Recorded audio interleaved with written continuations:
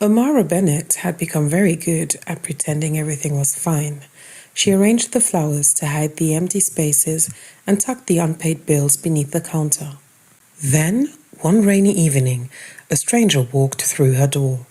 He looked like he belonged somewhere else entirely, and when their eyes met, Amara forgot to look away. He chose white roses. As Amara wrapped them, she caught something familiar in his eyes, a sadness she understood, but she didn't ask who they were for. Julian came here alone, as he always did, but among the white roses, he found something he hadn't chosen, a tiny blue flower. Amara had slipped it into the bouquet. Such a small gesture, yet somehow it stayed with him. And the next morning, when the bell above her door rang, Amara looked up. Julian had come back. Julian had no reason to come back. At least, none he was willing to admit. So he bought flowers he didn't need, just to stay a little longer.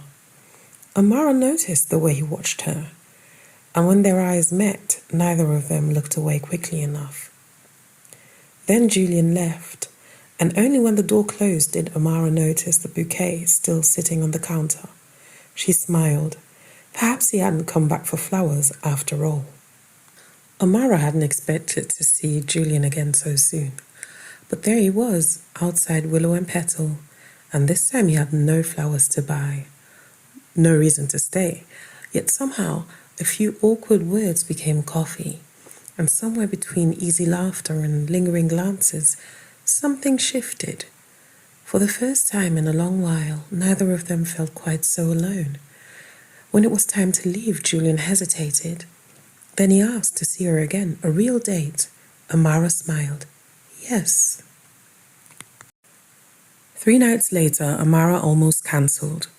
Julian belonged to a world of tailored suits and impossible restaurants.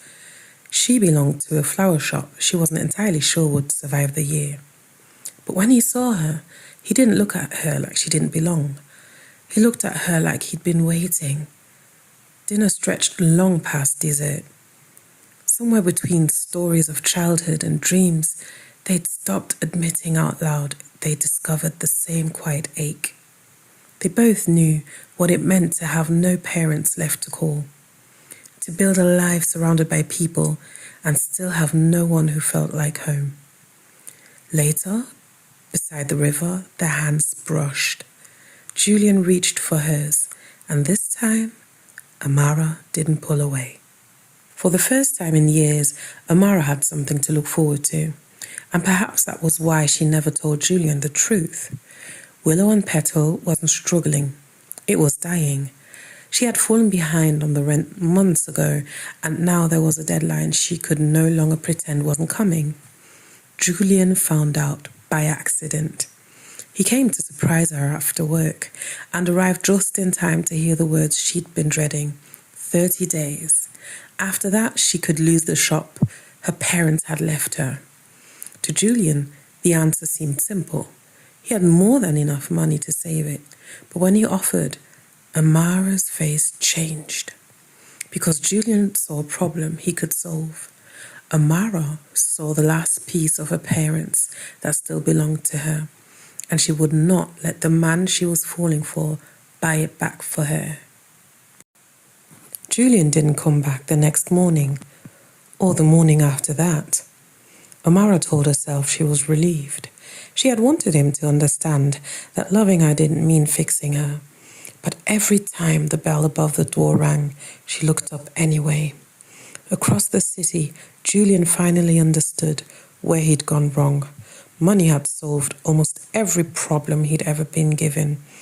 But Amara had never asked him to save her. She wanted the chance to save herself.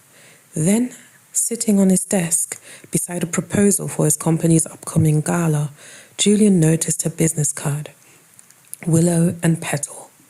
And suddenly he understood Amara didn't need his money. She needed someone to believe her work was worth seeing. Julian picked up the card.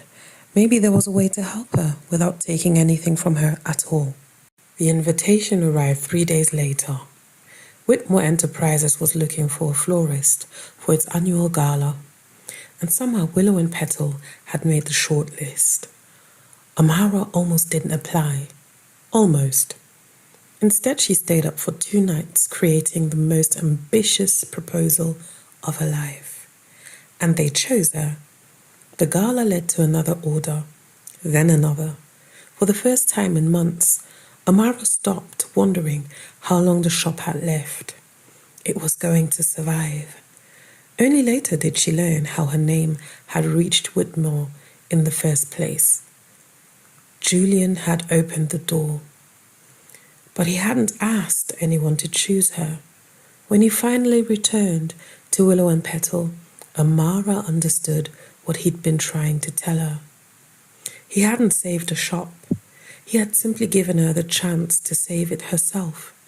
And somewhere between grief, flowers, and 2 people searching for a place to belong, Amara and Julian had found something neither of them thought they would have again. Home.